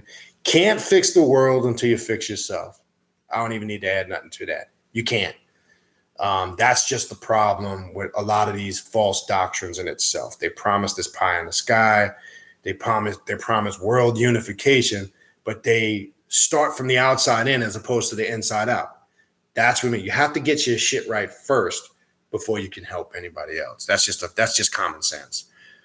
Spiral of Sound typed in earlier. Flat Earth people are so focused. Yeah, these flat Earth motherfuckers are off the chain, man. I sometimes when I'm bored, I just like fucking with them and picking their brain. This shit is just so fucking dumb. Flat Earth people are so focused on their belief for Earth to be flat that they force all their logic to accommodate their delusion. 100%. You know, look, I mean, I've heard all the theories. And again, I want to turn this into a flat earth thing because that shit bores me and puts me to sleep. I understand, whoa, NASA in the pictures and that's the only. Listen, look, the naked eye can only see so far. If you haven't traveled to the end of this flat earth and confirmed and kept going to prove that it's flat, if you can't explain, if you're telling me these images from NASA are just all, look, I understand the whole moon hoax and all that. And did they really land on the moon? Yeah, that stuff can be done with the technology of cinema photography. I'm not talking about that. But we know you can go on there, right? It's not an illusion. You can even correlate this to when you've been flying in a plane. If you don't believe you're engulfed in some type of sphere and that there's an atmosphere and a gravitational pull that's keeping you within this quote unquote sphere, if you don't believe that, fine, but you need to show me how can you confirm it's flat and how far of a distance did you travel to confirm it's flat other than the theories, and you're contesting these images on NASA and all this other bullshit. But here's an even deeper thing to really sum it up in a nutshell. Having said all that, guess what? Who gives a flying fuck? Who gives two shits? Because at the end of the day, how is that affecting you? How is that affecting your life? How is that putting money in your pocket, food on your table, making you a better person? If it was or it wasn't, let's just say it was. Let's say it was. Is it going to change anything? You're still going to walk out your door? Is it going to change anything when you get up and head out to start your day tomorrow? It's not going to change a damn thing. Okay? It's pointless. That's the whole point. It's about as useful as was the Metu Neter deciphered. Who the fuck's going to use Metu Neter and speak it in 2018 if you believe it was deciphered and spoken and it wasn't? I don't care. Now, I can sit here and get into the historical aspect of it. I can debate the glyphs and all that. But you know what? I got to the point in my life where I did that shit for over 20 years. I don't want to bother with that shit no more because it's a waste of time. Because I found out when people are stuck in dogmas, what did he just say earlier? You must rid yourself of all those mortal things that bind you from preventing you from obtaining your divine nature. That's why I don't waste my time with that no more. Because I found out after going through all that, you could be debating somebody, even giving them factual information. They're already stuck in their mindset and they're going to walk away from it, still believing what they want to believe. So at the end of the day, I basically say to all that, I don't give a fuck. Now, if you don't agree with that, power to you. That's your thing. Then find a circle you can go into and have a flat earth debate. I couldn't care, one way or the other. Shit is irrelevant to me. Sister Sony typed in, even the Bible states your spirit will let you know the truth. It doesn't say someone else outside you. It says you, and that's true. That's all over the Bible. Okay, shout out to Sister Oni. She also typed in earlier, I mainly feed food offerings to my ancestors only. And I've talked about that. That's the only time somebody, a couple weeks back, that question had come up about offerings. That's the only time I use offerings. The reason why I only use them for ancestral practices is because I can actually specifically confirm these were specific foods that my ancestors ate when they were here. That's different than per se in the Ifa traditions or Santeria, where they're given these foods that are equated with specific orishis and saying dumb shit like, oh, I just gave Shango a bunch of bananas. Look, he ate all the bananas after 2 or 3 days. No, that's called natural food decay. If you leave bananas out for days, we all know this. We've all done it. We left it out on our countertops. What happens when bananas sit out for several days? They fucking decay. Shango didn't eat the damn bananas. Fucking just natural science fucking started to rot the bananas. But this is the religiousness that I saw in the Ifa shit that I'd laugh and be like, really? You think Shango ate the bananas because they're rotten? No, if you leave any food out exposed for X amount of time, apples, same thing. Shit's gonna rot. You understand? So that's why I stopped fucking with any of that stuff years back and left it all alone, because I just saw that shit was religious to me. You understand? But that's the only time I work with food offerings is through the ancestral worship aspect of it. All right. Only also types in bowing down is for slaves. Correct. We don't worship anything. We don't bow down and gravel and worship anything on this path. Okay. She also said, I went to a Bembe once and I couldn't even prostrate the altar they had there. And the lady was like, oh my God, here's another one. I'm like, what the fuck does that mean? That's because you weren't worshiping. I've seen that at the Bembes when you first come in. Usually when you go to a Bembe for whatever Orishi it is, you usually bring an offering for that particular Orishi. So the customary thing to do is The high priest, the madrino, the padrino, or the high priest or priestess that is throwing the bembe. It's usually their house, their circle of people. You come in and you pay homage and respect. Some even get on the floor of your godmother. You kind of got to bow before them and do this whole, depending on your rishi, greet and salute them in the salutation of that particular orishi. And then there's the groveling in front of the shrine sometimes. Yeah. So that shit is there. And again, I just got tired of all that shit. I was like, man, fuck this. I ain't doing this shit no more, man. It's just, you think you left one system of mental slavery and you go into something like that thinking that this is going to be something different. And then as slowly as time goes on, you start to see it's the same shit. We're back to religion again. That's the difference between this path and those paths. All right. Okay, I'm gonna skip the personal comments. I skipped a little bit on me, but I think this is where I left off. Sister Sony types in, when you've been indoctrinated for years, you have to work. Be vigilant of your thoughts and make a physical change by changing habits and surroundings. Constant work in the beginning for sure. And that's a good summarization because you got to cover the basics first. People want to go super spiritual and spook, but it starts with those basic things physically, your surroundings, your habits, your environment, the company that you keep. Most people, I get a lot of clients that I do consultations for, and they got issues in their life, right? And I've mentioned this before, I believe, briefly in other videos. They'll say stuff like, my life's a mess because this person's out to get me, this person's doing that, blah, blah, blah. And I let them go on and say, okay, then you're done. Okay, let me ask you a question.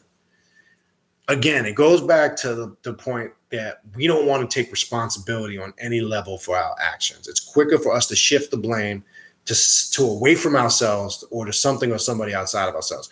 Now, after that person who believes in their mind they're being targeted or attacked, 9 out of 10 times, that's not the case. It's usually some of the things that Sister Sonia just typed in. You find I'll start digging and asking questions like, well, what kind of circle of people you hang out with?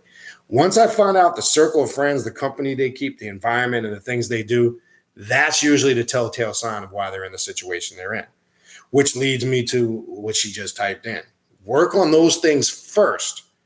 When you come on this path and you're starting to make a change and you're committed, you say, you know what? I did it. I did all that other shit. I'm tired of it. I did the Ifa thing. I did the Kemetic Egyptian thing.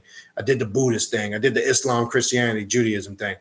I got what I could out of it. I'm ready now to really become a god or a goddess. I'm ready now to embrace my true divine nature. I'm really now to do what it says here in this topic we're talking about, to bring in that apotheosis, self-divinity. Fuck it, I'm tired of all that shit. That's where you got to start, okay? That's a good place to start. That's the difference. Spiral of Sound types in, what's your opinion on this? One time I was walking by some trees and I sensed that I stumbled upon an electrical spider web on my face and body. I have only heard one person talk about it. So according to the principle, that's a different question. Again, I really couldn't tell you what that is because that's a personal experience. It could symbolize a multitude of things because you used the term electrical spider web, right? That's the effect as you describe it. Obviously, you could use the term paradigm shift, some type of shift in consciousness, some type of DNA explosion / awakening. You stumbled across to grab your attention, the effects and what it was, and in its entirety. That's something you would have to focus on and try to get the answer for yourself. I mean, sitting here giving you a personal opinion on it without really probing more and getting more information in a conversation would be pointless. But I would just sum it up and say simply, obviously you had some type of awakening / shift. Something was trying to get your attention. Something internal happened that, was trying to bring you aware of it. Then our Spiral Sound also types in, so according to the principles, can you evade the bad effects of karma? Yes, by your decisions, because karma, when we say the energy we send out is the energy we get back, you can limit and control the bad effects by making wise decisions. And one of those wise decisions that it was focusing on in the section of karma and dharma from the book was embracing your true potential, the correct path you should be on. Because when you're not doing the things, quote unquote, you should be doing, or tapping into your true potential, that's going to also affect, quote unquote, the bad effects of karma that comes back around. We don't want to look at it as a punishment system. Some people just look at it like, if you do something, if karma is basically, if you just do something bad, that's going to come back to bite you in the ass. That's not in totality what karma is. You can alleviate, quote unquote, I'm just using that term, what one would term bad effects of it.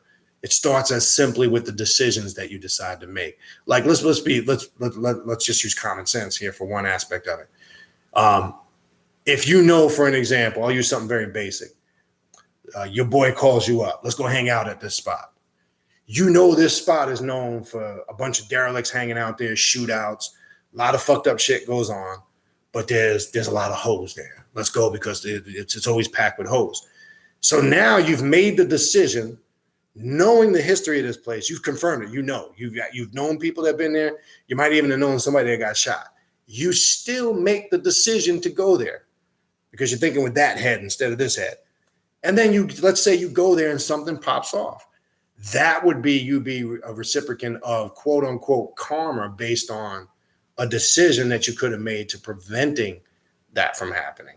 I'm just using that one little metaphor. We can go into it deeper, but again, I want to go into a whole karma class. But yes, you can limit it, the effects, or what we're terming quote unquote personally to each individual, how something could affect them adversely. Would start with the decisions one makes. And that's why I bring up just a few minutes ago, when I do consultations for clients whose lives are running amok and they think that it's, people are targeting them out to get them and it's all these external things working against them. It's usually the decisions that they've made that have put them in that situation. Karma. So they're seeing the results of those decisions that they made by hanging out with the wrong people, making bad money decisions, choosing bad significant others, taking them on one bad relationship after another. Just think about it too. If you say you with somebody, like how many women I deal with that are in relationships where the dude is just treating them like shit, cheating on them or verbally or physically abusing them. And they know this and they continue to allow it. Again, the decisions you make was going to affect that whole thing. So it starts there. All right. Yeah, and Matthew Watson, that's true, typed in when we were talking about the symbolism of the dragon, and I had mentioned it earlier with Asian culture, mainly Japanese, Godzilla, right? Godzilla is a breathing fire lizard, humongous, lizard / dinosaur, whatever the fuck you want to call it, and then Dragon Ball Z. Because the dragon always represents power. The fire represents the passion and the strength of that power. So, and this is why when you're seeing a lot of even those sacred in martial arts, you always see in a lot of those sacred orders or those martial art brotherhoods, there's always that symbolism of the dragon, right? They had the one movie years back with Bruce Willis and Chuck Norris, Enter the Dragon, and Exit the Tiger. If I might have said it backwards, there's symbolicism and all that shit.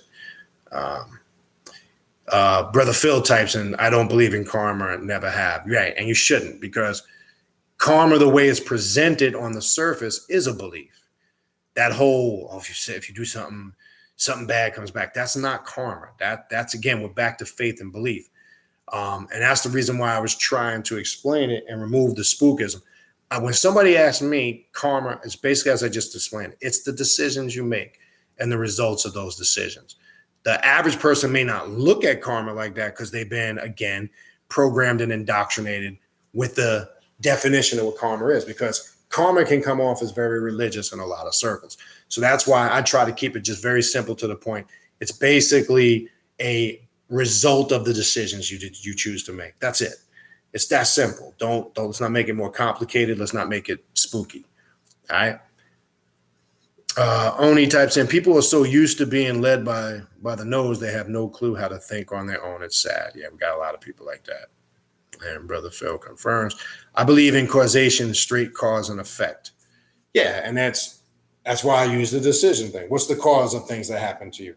You make the decision. The effect is going to be from the decision you made. Again, it's keep it simple. And that's why I said on the last video, we tend to make a lot, you see in a lot of these circles, people tend to run with karma and dharma. I've seen long, drawn out presentations on karma and dharma that'll put you to sleep. They just want to make it sound so complex and so mystical and intricate and spooky. And it's just like, it's not even that deep. Okay. Philip and spiral sounds. Oh, that's person comment. Skip that. All right, brother Phil says, excuse me, some work today with Santissima Muerte. Awesome. Only types, and honestly, a lot of people never get the effects of what they cause. They just simply get away with the shit they do. Straight cloaking shit. All right, well, here's a theory on that. To the cause and effect theory, or well, maybe not in this sense, or let's slay the myth real quick on karma. I always said this. Take somebody like that people can all connect with because he's popular. Take somebody like Jay-Z.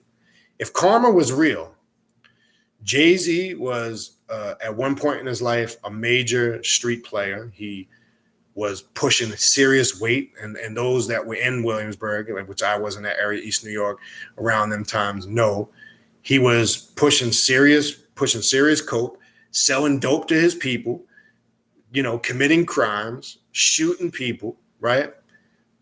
Karma looked like it worked out pretty well for him. So how would you explain karma in regards to somebody like Jay-Z, who basically got to the top, but obviously you can see he didn't make the conscious decision to stay there. And I'm not justifying what him or anybody else did or did not do. I'm just using this as an example. So I'm not saying what he did is right or wrong. I'm just saying it looks like it worked out pretty well for him, right? Because I got into a conversation with somebody and they didn't know how to perceive that.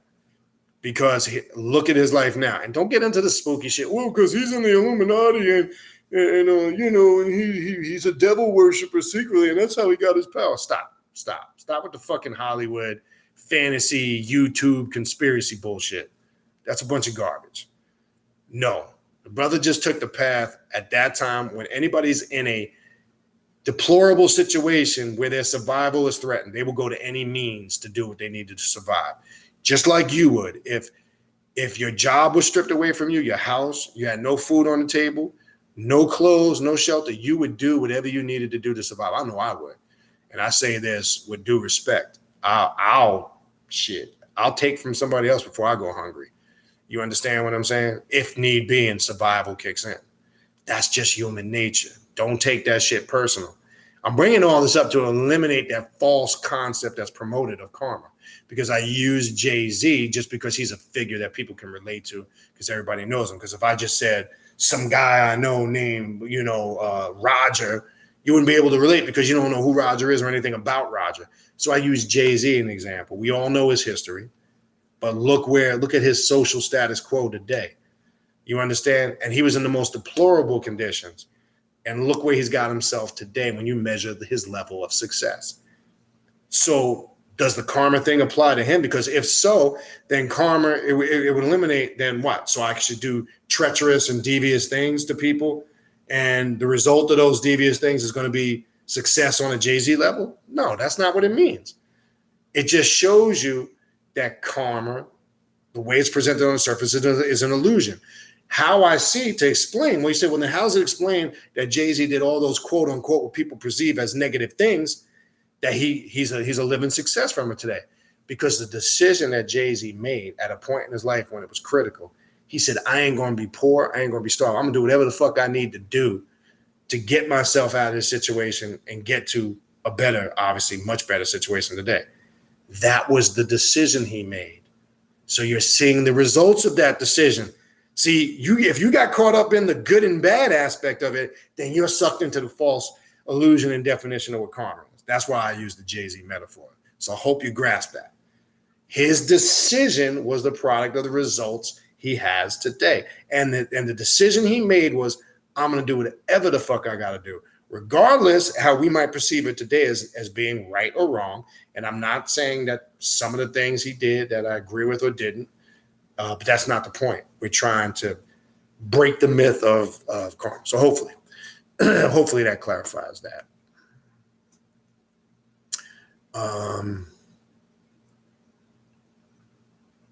Okay.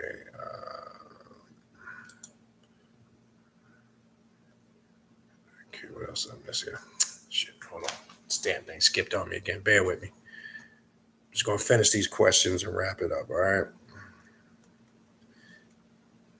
Okay, I'm skipping the personal comments.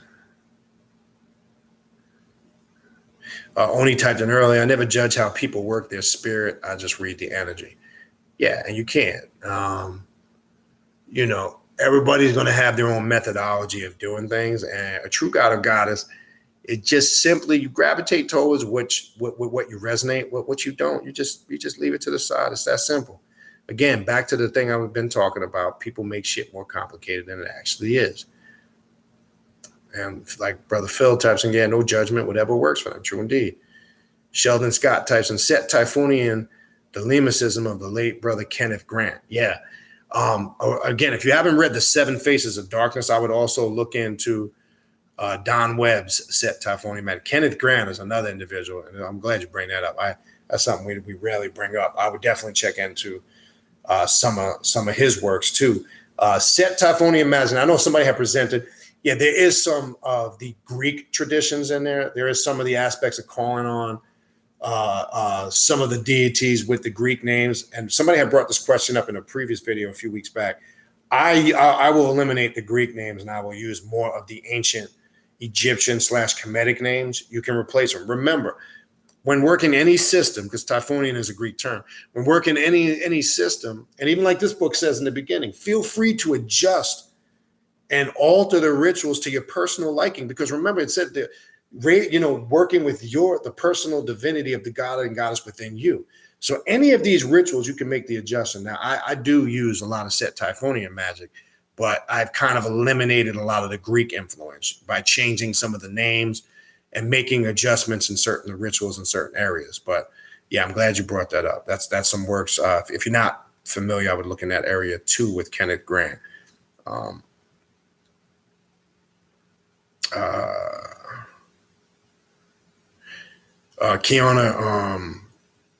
Kiana Threadgill typed in, self-deification is like Dragonborn to me from Skyrim. Yeah, that's another good metaphor to look at it. And there's power in doing something like that. When you're able to take something from, it could be a spiritual system, a philosophy, a culture. When you're able to take something from that and adapt it to something like this, that's a skill and a spiritual aspect in itself when you could connect the metaphors between the two. So I could definitely connect with that too.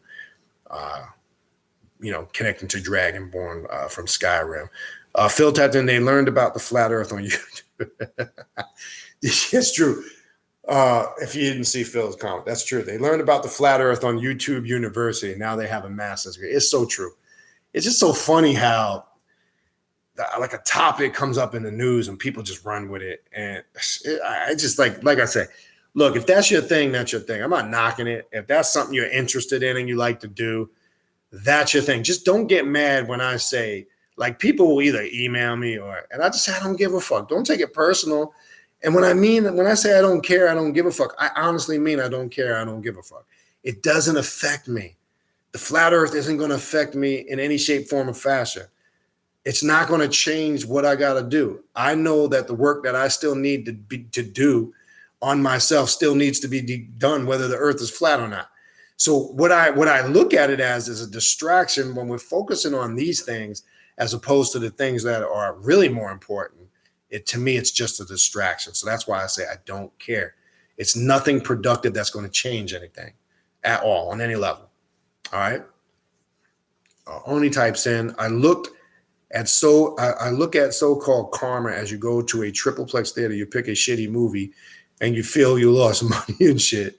You choose the movie, so that's your own damn fault, cause and effect. Yeah, and that's a good metaphor to look at it. Yeah, and that's why I say there's more dynamics to karma. As long as we don't believe into it as this punishment system, and that cause and effect in that methodology, I can relate to, similar to what I was saying earlier about the decisions we made. You made the decision, right? You saw the movie, You made the decision to buy the ticket and watch the movie. That was the decision. Now, yeah, you may not have known at the time you made the decision that the movie was going to be good or bad, but you did accept the fact that, all right, I don't know if this movie's good or not, but I'm going to take a chance and I'm going to go ahead and buy the ticket to the movie. So the results can be the movie's either going to be great and you're going to go, wow, that was a good choice that I spent money to watch this movie. But you also got to go, wow, the movie sucked ass. It was shitty. But hey, that's on me. I decided to buy the ticket to the movie. That's a good way to look at it. You know, and that's how I look at it. Okay. Peace to I Am Shango. He says, peace to everybody. What does defeat the soul to master the universe mean? I got it as a voice in my head. Again, when people, you know, ask me to comment on a personal experience, I really can't do that because that's a personal message for you. That's a personal experience that has for you. Now, what I can do quickly is from the statement, I can give you some things that emanate and stand out from the statement.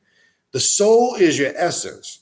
So I would really have to question if there's something personal going on. I don't know why you would want to defeat your soul, because your soul is the essence that connects you to everything in the universe. Now, it could also mean to defeat the lower aspects of yourself that's preventing you to master the universe. And again, I'm just giving you theories, because why nobody can really answer that question for you, because somebody would have to experience the same moment it happened to you and how you felt and what the effects of it after it happened to you. So it's hard to really get in that individual's head and really get in the moment at the time that experience happened. But in the term itself, defeat the soul to master the universe mean you wouldn't want to defeat the soul.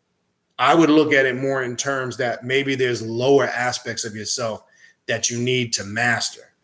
That maybe you're not tapping into the potentiality of certain things of yourself.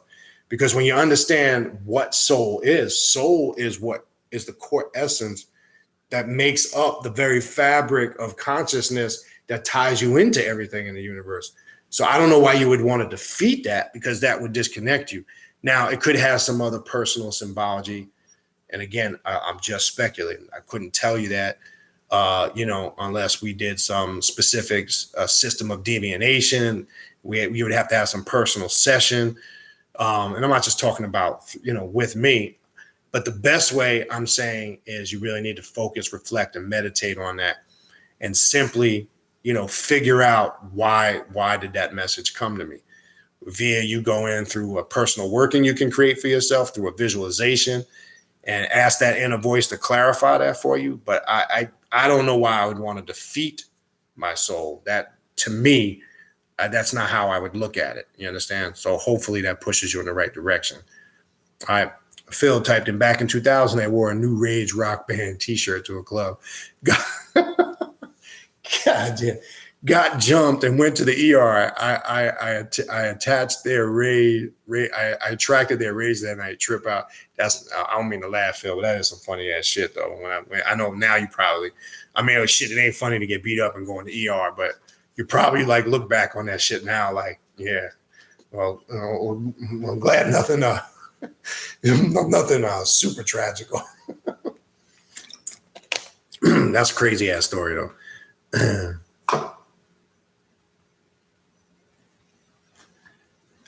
Again, Matthew Watson, I've had dreams when I'm fighting armies using teleportation and telepathy and even energy blast. Is this my subconscious mind showing me reality to come? Now, again, that could be, there's certain things about yourself you need to correct. I wouldn't look at it as, I'm not saying that's how you're looking at it. I wouldn't look at it as, usually when we're having visions and dreams like that, and we're fighting things and we're seeing them manifest as something you're describing, it's usually our subconscious, is communicating to us the shit we need to address, shit we need to work on. So yes, it could be in the sense that there's shit that might be on the way coming that you haven't addressed, that you're avoiding. So yeah, you might want to be on alert for that. Definitely. All right, and the last couple questions, and then we'll wrap it up. Statements I read. Phil types in, I've also had 3 premonitions in walking state that resulted in 3 loved ones passing. Yeah, damn. Maybe I was preparing myself. And that's what I'm saying. That could definitely be the case. You got to look at things in that. And always know this, when you're having a lot of these experiences, dreams, visions, etc. Never look for on the surface. It's never usually never means how it's appearing on the surface. I can tell you that from experience. The subconscious mind can be very strange. It has the weirdest way sometimes of communicating messages to you. It always does it in symbols. It always pulls out of your mind what you're going to relate to. So always think outside the box when you're looking at, and when I say this, pay attention to every detail of the dream, everything that was in it, the colors, symbols, objects, if there's entities or people, etc. All this usually equates to deeper hinting explanations and meanings. So always know it's never what it appears on the surface. I learned that shit a long time ago. Yeah, Sheldon. Fractal Setting, aka Don Webb. Yeah, Don Webb has put out a lot of good books. Obviously, he is initiated Epistemist and the Temple of Set. A lot of good books. Another good book I would recommend by him, Overthrowing the Old Gods. If you haven't read that book, not just to Brother Sheldon Scott, to anybody, he's got a whole section in there breaking down Thelema in the Book of the Law. And he gets into, it's a good book in relation to what we were talking about tonight, ridding yourself of all those mortal things and theories and concepts to get on this path of self-divinity, self-mastery, etc., or apotheosis in this case, the topic we're talking about tonight. But yeah, and we've talked about a lot of his works throughout the last several years here on YouTube. I've done it on the radio show. We've actually used that book to do a whole show. That's why I had mentioned earlier his one book on Set Typhonian Magic, Seven Faces of Darkness, is a really good book. Okay.